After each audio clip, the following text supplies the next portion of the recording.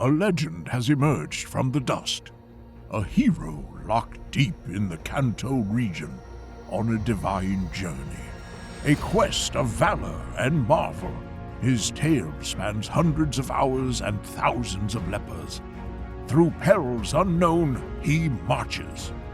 This is the tale of the PokeMMO Region Lock.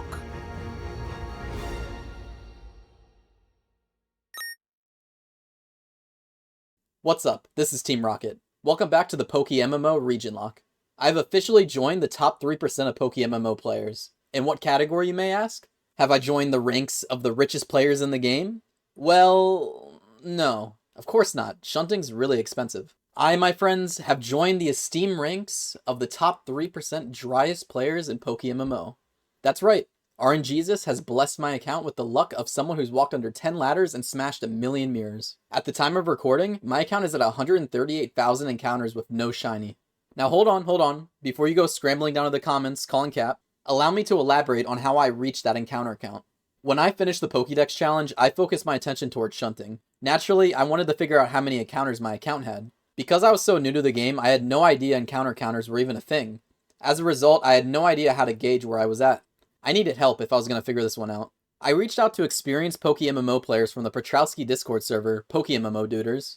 I explained that I'm a region-locked account, so the only storyline I've done is Kantos. I also had a small NU PvP phase after I did the story to explore other aspects of the game. And the rest of that was spent shunting, hunting Mewtwo, and leveling up. If I had to guesstimate, I hoarded 70% of the time and single encountered 30% of the time. The general lowball consensus they reached was that I was around 80,000 encounters at 600 hours of gameplay. I wanted to be completely transparent with how I reached this number so you could all come to your own consensus of where I am in your minds. I personally believe I did way more than 80,000 encounters because I hoarded for days straight at some points.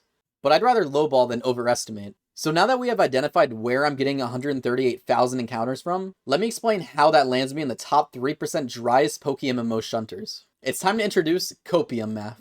There is a picture that's been shared around the PokeMMO community that shows the binomial distribution calculation of shiny hunting. According to this data, if a player encounters 100,000 times without Donator, they would get a shiny 96.43% of the time.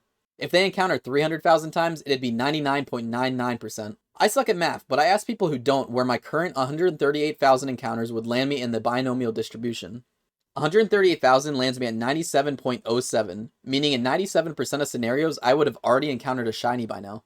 And that officially lands me in the top 3% of scenarios. In turn, making me the top 3% driest PokeMMO players. I always wanted to reach the top, but this isn't really what I had in mind. Okay, so now that we're done with Copium Math, let's talk shinies. Like I mentioned in the last Region Lock video, I'm trying to go for a Clout Shiny. A Clout Shiny is a shiny that is admired by most and worth more Pokeyen than your run-of-the-mill shiny. In Kanto, you surprisingly have a large selection of 6 shinies to go for. I've actively been hunting in the Cerulean Cave, Lost Cave, Savalt Canyon, and Altering Cave. In Cerulean Cave, you can get Ditto, Snorlax, and Wobbuffet. In my personal opinion, all of those would be considered Clout Shinies. And of course, Shiny Mewtwo, but I honestly don't even know if that's possible. It's a cool thought though. In Lost Cave, you can get Golbat, Misdreavus, and Murkrow when hunting at night. I farm at the other locations during the day, and I hoard at Lost Cave at night. In Savalt Canyon, you can get Tyranitar, Larvitar, and Skarmory. These are all super Clout Shinies. I'd also like to point out that you can get Meowth here. How funny would it be if my first shiny was Meowth? You know, because I'm Team Rock. And lastly, we have Altering Cave, the most unique spot I hunt at. This cave cycles which Pokemon spawn in it. Sometimes it's literally only Zubat, and the rest of the time it's Sableye, Aipom, Mareep, Teddiursa, Houndour, Smeargle, Pineco, Mawile, Poochyena, Spinda, Snubbull, Duskull, Zigzagoon, Shuppet, Bagon, Slockoff, Stantler. So yeah, it's a pretty good spot. The only problem with this spot is you have to go across a ton of water. This might trigger some viewers, but I personally hate Tentacruel. If my first shiny is a fucking Tentacruel, I will actually uninstall the game. Tentacruel is my least favorite Pokemon from Leaf Green. I totally understand the people who love the green shinies and think Tentacruel is great for that purpose, but it's still a hard no for me. Because of my Tentacruel fear, I use repels on every last water tile. I get terrified if I mess up and get a battle because that could be the one. I'd also like to point out that the entire time that I'm hunting in these spots, I'm actively hatching eggs. If I'm shunting and I'm not hatching at the same time, I'm wasting gains. In RuneScape, we call this XP waste. In order for me to leave the Kanto region and move on to the next, I need to actively be working on all the goals of the Region Lock. I need to be as diligent as possible. That means I need to be hatching out-of-region eggs constantly to stay on top of things. I'm bound to get a shiny one day, right? I'm already at 800 hours. I wonder if I'll complete the 1000 hour challenge before the shiny challenge. That would be something.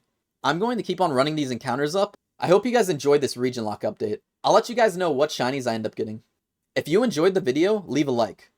Subscribe to join Team Rocket. Smell you later.